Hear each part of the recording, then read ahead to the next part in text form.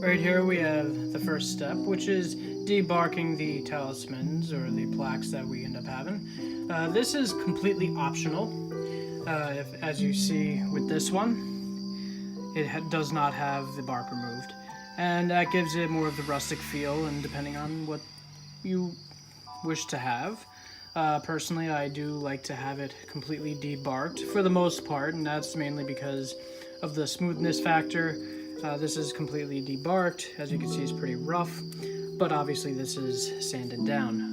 On the other hand, even though I do sand the outside of the bark, it's just to get rid of the rougher edges.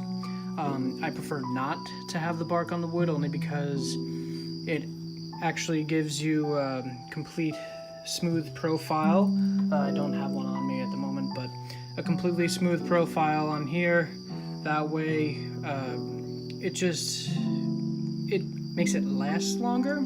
And I put that in quotes because I know that over time you end up missing a couple things here and there, or let's say this starts to peel away, but if it was completely sanded, it keeps its nice smooth shape. So it's nicer in the long run, especially when you're thinking of keeping it years down the road.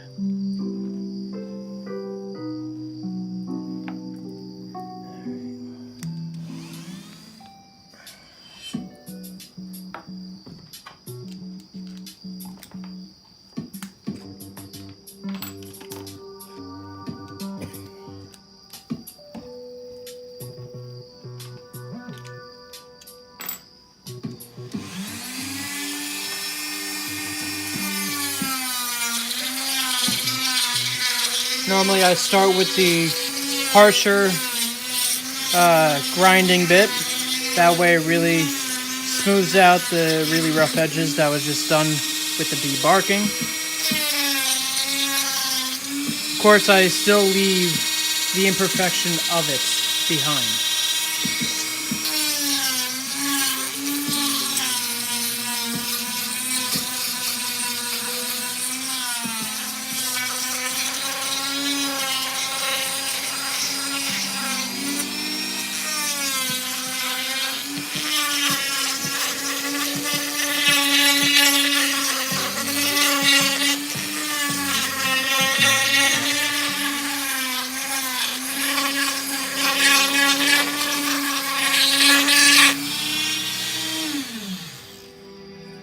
As you saw, I was taking off the really sharp edge of it. That way, again, so it's not getting caught on anything. That's only the first step of the sanding process. From there, it goes to a softer grit of, well, this one I believe is 240. This one was, I think, 120. This is sandpaper versus the diamond studded that I normally do for the regular grinding.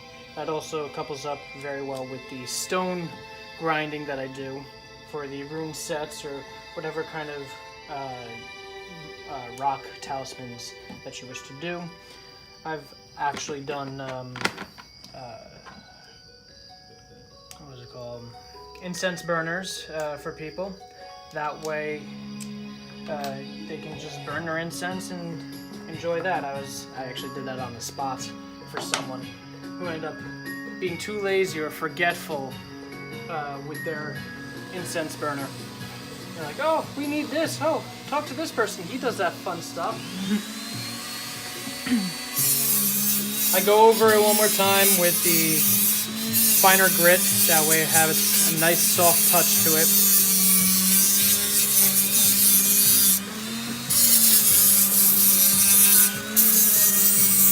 This part takes a little bit longer.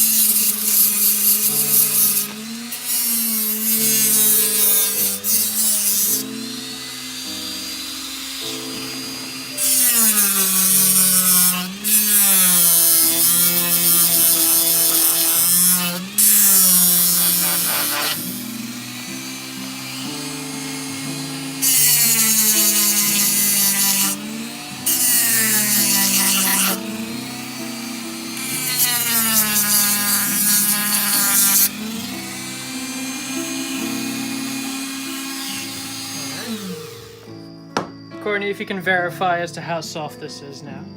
Ooh, very soft. Soft. Actually, the edge is behind. really nice. Right? And you don't have to worry about any rough edges like hurting your fingers or getting any like splinters or anything like that, because the edge really is soft. Ah! For proof. Yeah. But yeah, for the final one that I did, I only go through two stages of sanding most times, depending on what kind of quality I'm going for. But it's the finer ones I do with a flap wheel, sanding wheel.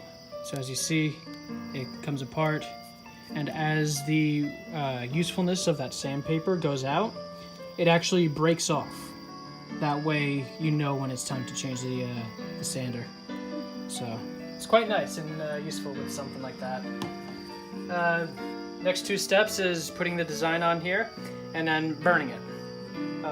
There's also an additional fifth stage if you wish to stain it with a certain kind of stain color that you notice in the hardware store or paint store and wish to get that kind of effect to it. When it comes with the staining, we always put a clear coat over it, that way it's not tacky on it. That way it keeps it as a nice smooth finish. That one obviously is a little more expensive, but it is worth it when you do see the final quality of it. The reason why it is more is because it consumes more time and a little bit more product. So, there you go.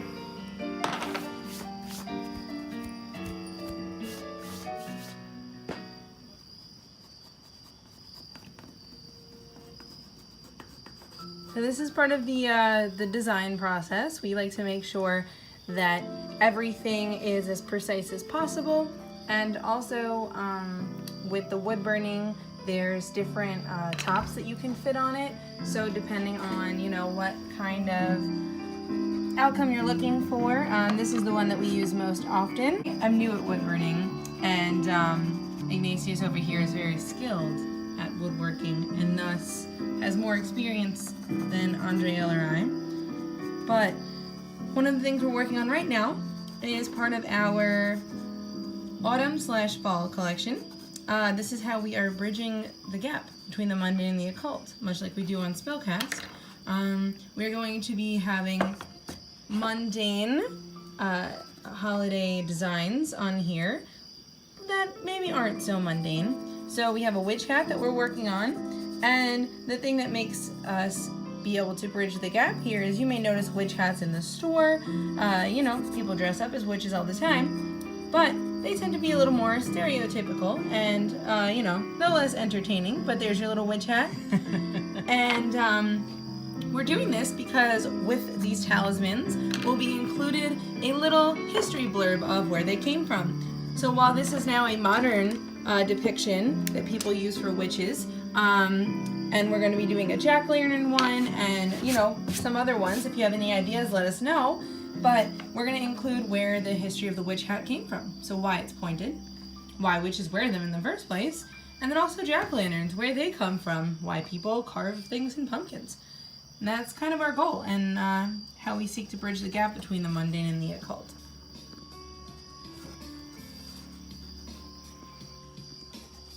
Why not add a couple stars? Yeah, exactly, for magic.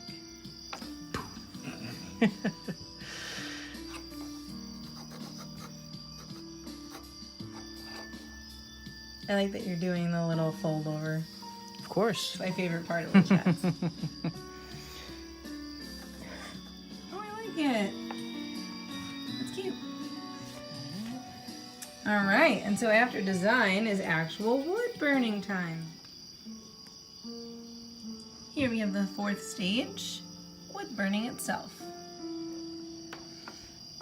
Ignatius is following his design and wood burning a witch hat.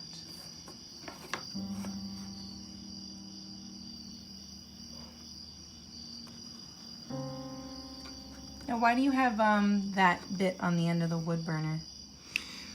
I use this, it's more of a generic bit that people use for wood burning.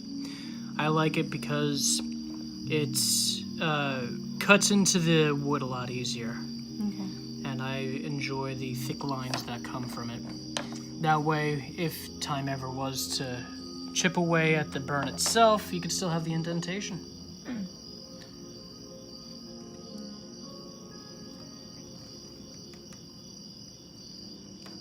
You're so fast with that now. Yeah, I used to be really slow with it. Think, where was it?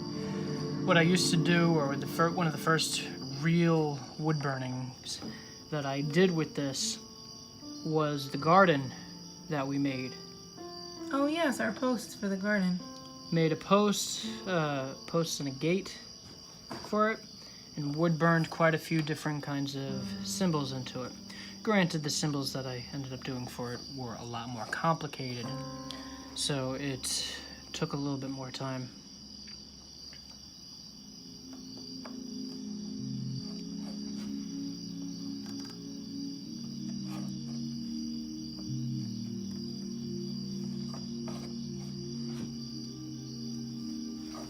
Excuse me.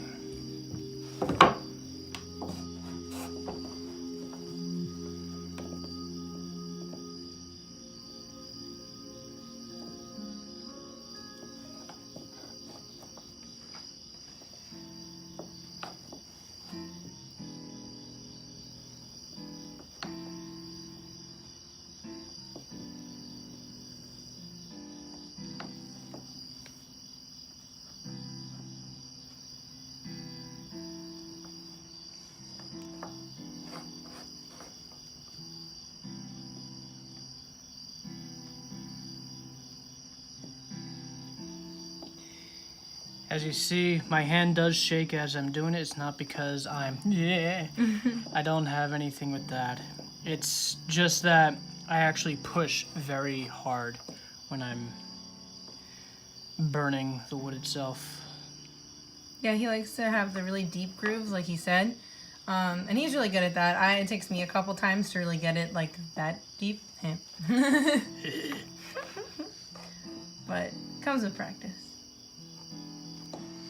In fact, I can kind of guarantee that more than half the products, wood burning wise, is from my hand.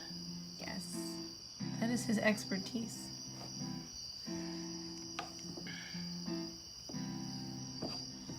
I think that's why all three of us do so well together, is we all teach each other the things that we do know, and then we get that much better for it.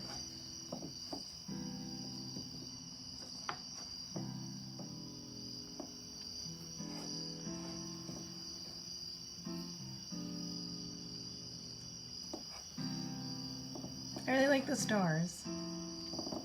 They add a cute little effect to it. Don't they?